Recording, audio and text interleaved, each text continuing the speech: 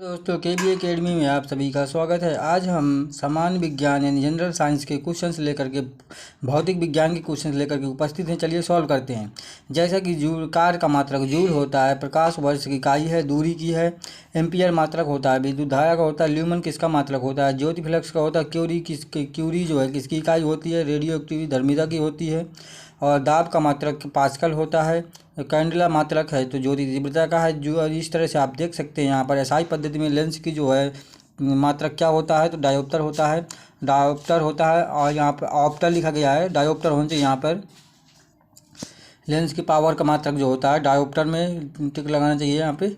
और उसको डायोप्टर को आयोप्टर पढ़ते होंगे, इसलिए डायोप्टर ये वाला सही होना चाहिए यहाँ पे। और इसके अलावा यहाँ भी ये वाला इसका सही है, बी नंबर यहाँ पर गलत है। और इसके अलावा समझ सकते हैं विद्युत धारा की इकाई क्या है, एम्पियर होती है। जूल निम्न में से किसकी इकाई है, ऊर्जा की इकाई है। और जूल जो है कार्य की भी इकाई होती है, कार्य ऊर्जा का ही रूप होता है। इस तरह से समुद्र की गहराई मापने का जो किस में मापते हैं तो फायदम में मापते हैं। इस तरह से आप देखेंगे पृष्ठ तनाव के बारे में देखेंगे यहाँ पर, तो पृष्ठ तनाव के बारे में आप समझ सकते हैं पृष्ठ तनाव कहलाता है ये। का पानी में ऊपरी सतह पर तैरने का कारण क्या है, पृष्ठ तनाव होता है। पृष्ठ तनाव के कारण ही जो है जो ब्रश के में को पानी में डुबोते हैं तो उसके बाल आपस में चिपक जाते हैं पृष्ठ तनाव के कारण। इस तरह की घटनाएं बहुत महत्वपूर्ण है। ये यूपी पेट जो एग्ज़ाम में भी हेल्पफुल हो सकती हैं। जो अभी यूपी ट्रिपल एस सी पेट जो है यूपी ट्रिपल एस सी जो पीईटी होना है 2023 का, उसमें भी जनरल साइंस के कुछ न एक दो पूछे जा सकते हैं। पृष्ठ तनाव किस ताप का पर शून्य होता है तो 373 केल्विन पर यानी 100 डिग्री सेल्सियस पर। और इसके अलावा बात करेंगे ऊष्मा के बारे में, तो ऊष्मा का ऐसा ही मात्रक होता है जूल। इसके बाद यहाँ देख सकते हैं आप लोग, इनमें से कौन सा ऊष्मा का मात्रक नहीं है तो डिग्री सेल्सियस ताप का मात्रक होता है। बाकी ये सब ऊष्मा के मात्रक हैं। यहाँ पर ताप का ऐसा ही मात्रक होता है, केल्विन होता है। सेल्सियस पैमाने पर डिग्री सेल्सियस फ़ारेनहाइट स्केल में कितने के बराबर होता है तो 32 फ़ारेनहाइट के बराबर होता है। मानव शरीर का तापमान 98.6 फ़ारेनहाइट होता है, जो कि सेल्सियस स्केल में कितना होगा तो लगभग 36.9 होता है। 36.9 होता है, लेकिन इसको 37 के आसपास यहाँ ऑप्शन में दिया गया है तो 37 कर दीजिए, 37 डिग्री सेल्सियस। महत्वपूर्ण क्वेश्चन था ये।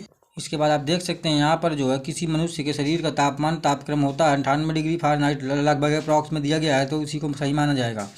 इसके बाद आप देख सकते हैं यहाँ पर 1 कैलोरी में कितने जूल होते हैं तो 1 कैलोरी में 4.18 जूल होते हैं। इसी को 4.2 भी कहीं कहीं मिल जाता है।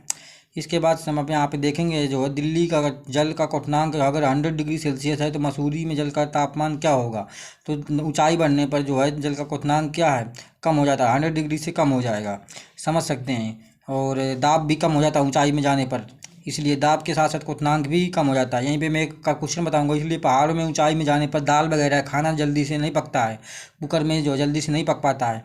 वायुमंडलीय दाब कम हो जाने के कारण ऊंचाई में वायुमंडलीय दाब कम हो जाता है, और दाब कम हो जाएगा तो क्वथनांक कम हो जाएगा, और क्वथनांक कम हो जाएगा तो जल्दी से लिक्विड उबलने लगेगा। तो इसलिए जो है खाना जल्दी से मतलब नहीं पकता है ऊंचाई में पहाड़ों पर जाने पर। जबकि यहाँ पृथ्वी में जो है जिस तापमान पर जो है खाना आपका जल्दी पक जाता है वो वहाँ पर थोड़ा सा ज़्यादा लगेगा समय। आगे बात करते हैं। एक ही क्वेश्चन में मैंने आप लोगों को कई सारी बातें बता दी हैं, आशा करते हैं समझ में आ गया होगा।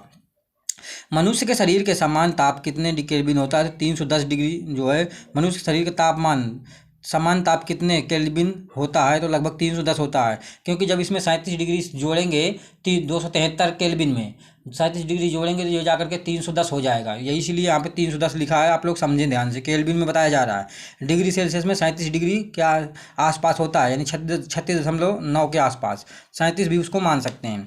वायु को गर्म करने पर उसके अणुओं का क्या होगा तो वायु को जब गर्म करेंगे तो उसकी अणुओं की चाल जो है बढ़ जाएगी, और चाल बढ़ जाएगी तो जो है गैसों की जो गतिज ऊर्जा है बढ़ जाएगी। इसलिए गैसों में गतिज ऊर्जा सबसे कम ज़्यादा होती है, और ठोसों में जो है लगभग नगण्य होती है, क्योंकि ठोस के जो अणु होते हैं वो पैक रहते हैं, गति नहीं करते हैं। और इसके बाद जो है जल की गतिज ऊर्जा होती है, जल के अणुओं की गतिज ऊर्जा, जल के अणु भी आपस में थोड़ा बहुत गति करते हैं। आगे का बात करते हैं। यहाँ पर आप यहाँ पे इन क्वेश्चनों को देख सकते हैं, दिखाया गया बहुत ही महत्वपूर्ण है। किसी वस्तु का तापमान में वृद्धि का अर्थ है कि वस्तु की ऊष्मीय ऊर्जा बढ़ गई है, यही इसके ऑप्शन का सही हो जाएगा। जब किसी वस्तु को ठंडा किया जाता है तो तब उसके अणुओं में क्या हो जाता है, उसकी अणुओं की चाल घट जाती है। और झरने में जब जल ऊंचाई से गिरता है तो उसका ताप बढ़ जाता है, ताप बढ़ता है। और इसके अलावा बात करेंगे यहाँ पर देख सकते हैं आप लोग, किस तापमान पर पाठ्यांक पर सेल्सियस और फ़ारेनहाइट तापमापियों में एक समान होंगे -40 डिग्री, -40 पर पाठ्यांक पर जो दोनों बराबर होते हैं। अब ध्वनि के बारे में पूछा गया है। ध्वनि के बारे में देख सकते हैं आप लोग, ध्वनि एक प्रकार की जो है क्या है, तरंगे होती हैं जो हमारे कान तक पहुंचती हैं, जिससे हम क्या है कि मतलब जो है सुन पाते हैं। और ऊर्जा है एक प्रकार की ध्वनि, और इस ध्वनि को चलने के लिए माध्यम की आवश्यकता होती है। ठोस, द्रव, गैस, 3 प्रकार के माध्यम में कहीं भी ट्रेवल कर सकती है ये। सबसे ज़्यादा ठोसों में तेज़ी से चलती है, और जो है द्रवों में, फिर जो है गैसों में सबसे कम ट्रेवल करती है। कहने का मतलब यह हुआ कि जो है अगर ठोस माध्यम है तो ध्वनि की चाल ज़्यादा होगी, और जो है निर्वात में ध्वनि नहीं चल पाती है। इसलिए जो है निर्वात में दो लोग आपस में बात नहीं कर पाते चंद्रमा वगैरह में, क्योंकि ध्वनि को चलने के लिए माध्यम की आवश्यकता है, अति आवश्यक है। इसलिए ध्वनि जो है आपके क्या है, आपकी जो है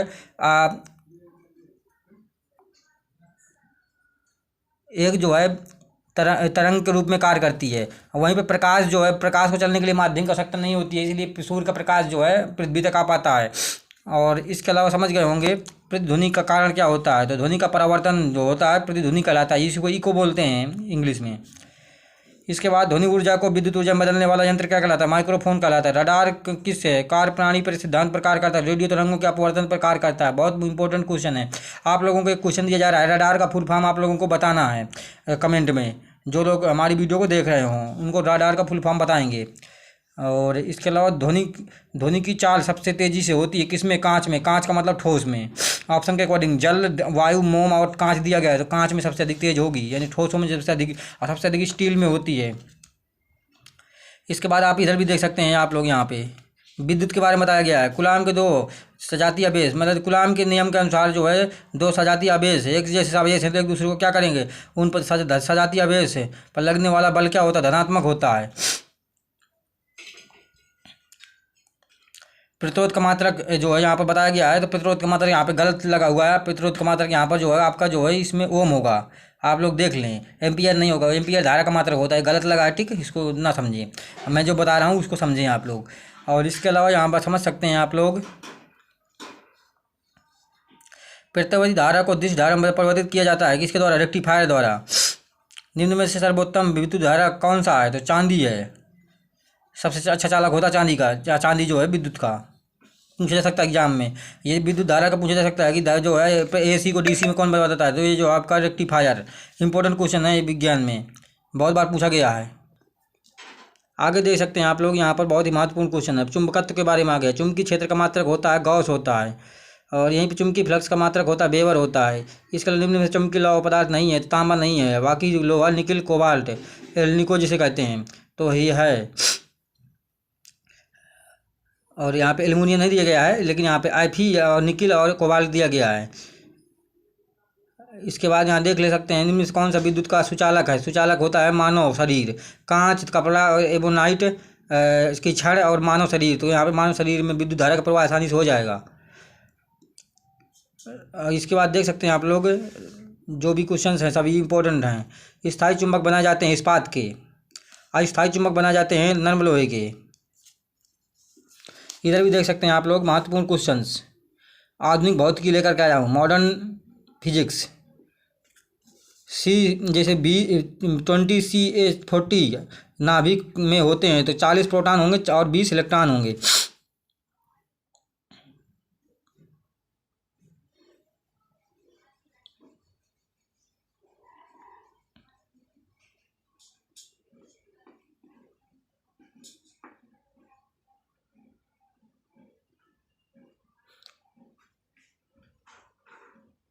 यहाँ पे थोड़ा सा गलत छपा है, यहाँ पर जो है आप लोग समझें ध्यान से। 80 नंबर में मेरा मेन उद्देश्य होता है कि क्वेश्चनों को सही से सही कराना। पूछा गया है 20C40 में नाभिक में होते हैं, तो नाभिक में जो है प्रोटॉन और न्यूट्रॉन होते हैं, जबकि इलेक्ट्रॉन जो है परमाणु के मतलब जो चारों ओर, नाभिक के चारों ओर कक्षा में क्या अपनी गति करते रहते हैं, चक्कर लगाते हैं। तो तो यहाँ पे जो ऑप्शन है ये गलत है। यहाँ पे जो है नाभिक में जो है किसी भी परमाणु में उतना ही चार्ज होता है, पॉजिटिव उतना ही ऋणात्मक होता है, तो नाभिक में उतने ही प्रोटॉन होते हैं जितने कि उसके मतलब कक्षा में इलेक्ट्रॉन होंगे, यानी माइनस प्लस चार्ज दोनों बराबर हो जाता है, इसलिए कट जाता है। तो इसलिए कहते हैं नाभिक जो उदासीन होता है परमाणु का। और अब यहाँ पे जो है जहाँ पे इलेक्ट्रॉन लिखा गया यहाँ पे न्यूट्रॉन होना चाहिए था, क्योंकि जो है 40 न्यूट्रॉन हो जाएंगे और 20 प्रोटॉन हो जाएंगे, ये क्वेश्चन का यहाँ करेक्ट ऑप्शन होगा। तो यानी मैं ऑप्शन की बात करूँ तो 20 प्रोटॉन और वह 40 न्यूट्रॉन, यानी सी ऑप्शन यहाँ पर होना चाहिए, ये यहाँ पर गलत है। और जो मुझसे हो सकता है मैं सही क्वेश्चन कराने की पूरी कोशिश करता हूँ, सही कराना ही चाहिए, यही टीचर का एक कर्तव्य होता है। तो आशा करते हैं समझ गए होंगे। नाभिक में जो है 20 कैल्शियम 40 में नाभिक में 20 प्रोटॉन होंगे और 40 न्यूट्रॉन होंगे। और कक्षा में बात करेंगे तो 20 इलेक्ट्रॉन होंगे, तो 20 प्रोटॉन 20 इलेक्ट्रॉन, इलेक्ट्रॉन में माइनस चार्ज, प्रोटॉन में निगेटिव चार्ज और पॉजिटिव चार्ज, तो दोनों मिलकर के क्या बराबर बराबर हैं, तो कैंसिल हो गया, इसलिए परमाणु का नाभिक उदासीन हो जाता है। समझ गए होंगे आशा करते हैं। चलिए आगे बात करते हैं। आगे देख सकते हैं यहाँ हम लोग यहाँ तक 87 तक ही आज क्वेश्चन करवाएंगे। नाभिक का आकार 10 की पावर -10 मीटर होता है। किसी तत्व के परमाणु संख्या की जाती है की संख्या है, तो क्या होती है वो नाभिक में प्रोटॉनों की संख्या। परमाणु में प्रोटॉन रहते हैं नाभिक के भीतर, इलेक्ट्रॉन वहन करता है तो 1 यूनिट ऋणात्मक आवेश। समस्थानिक परमाणुओं में प्रोटॉनों की संख्या समान होती है। समस्थानिक जो होते हैं परमाणुओं की संख्या में प्रोटॉनों की संख्या बराबर क्या समान होती है। हाइड्रोजन परमाणु में नाभिक में प्रोटॉन की संख्या कितनी होती है, 1 होती है। चलिए मिलते हैं नए वीडियो में नई अपडेट के साथ। जय हिंद, जय भारत। अब हम लेकर के आए हैं बहुत ही महत्वपूर्ण टॉपिक है जो फिजिक्स का है। ये एयरफोर्स के लिए बहुत ही रामबाण साबित होगा आप लोगों के लिए। देख सकते हैं इस टॉपिक को अलग से हम वीडियो बना करके अपलोड करते हैं। जब तक के लिए सभी को जय माता दी।